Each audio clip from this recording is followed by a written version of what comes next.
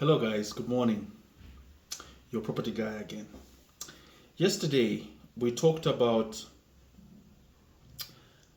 the home buying process. We're discussing a few things to think about as one goes out to buy a home or to purchase a home.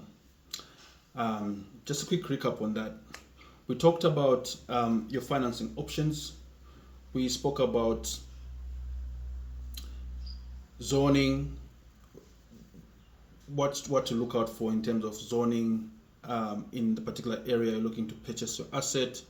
We also spoke about verification with the documentation and anything else pertaining to the property with your lands authority. Today we're going to dig a little deeper into a couple of other things and just get into the meat of the subject. Right. So today I want to talk to you about three other things that I think are important to think about as one goes to get to buy an asset. Right. And so let's dig right into it. Yep. So the fourth issue I wanted to get into was the improvements, and this is a thing that comes up over and over again in my interactions with clients from time to time. If you come into a property and you quite like it and you want to buy it, oftentimes I see people fall in love with the asset and they immediately want to put out the money, but before you get to do that, sometimes you want to think about what repairs you want to make, if any. If you buy the property in pristine condition and you're quite happy with its state, that's fine. But if you want to think about the repairs you're going to have to make to the property to bring it to a habitable state for yourself, or if it's a rental property for a potential tenant, then that also weighs into your purchasing decision, right? So, for instance, if I come into an asset listed at 2 million kwacha, for argument's sake, and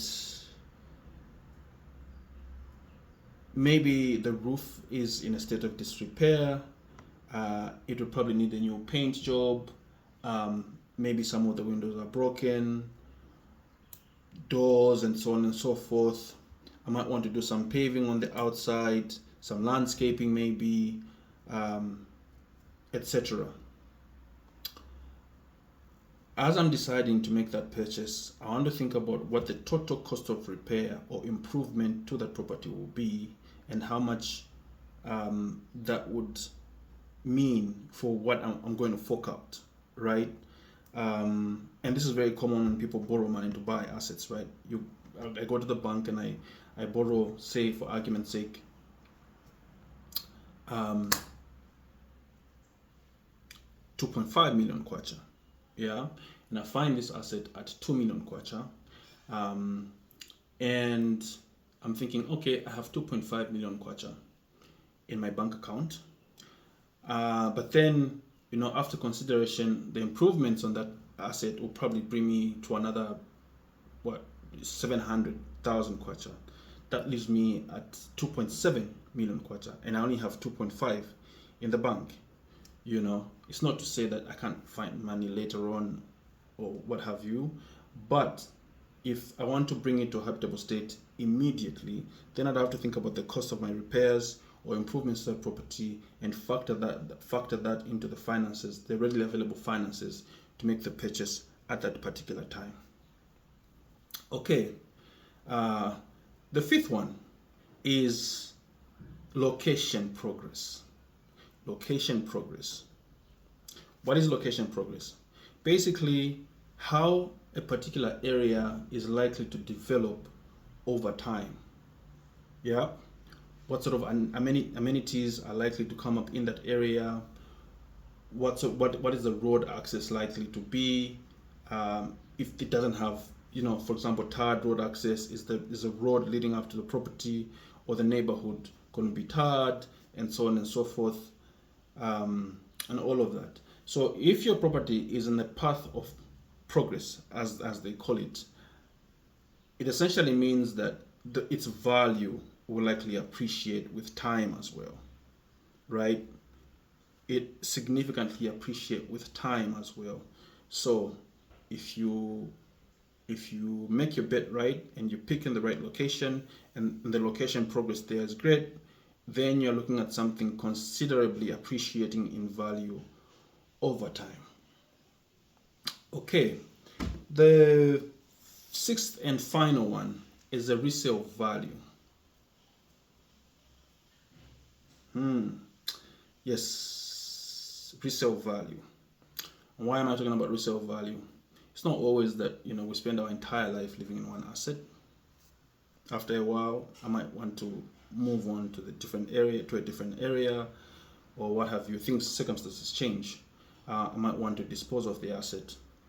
So I'm thinking, if I buy and hold this asset for 10 years, at the 10-year mark, supposing I want to get, to dispose of it, what am I likely to get in value for said asset, right?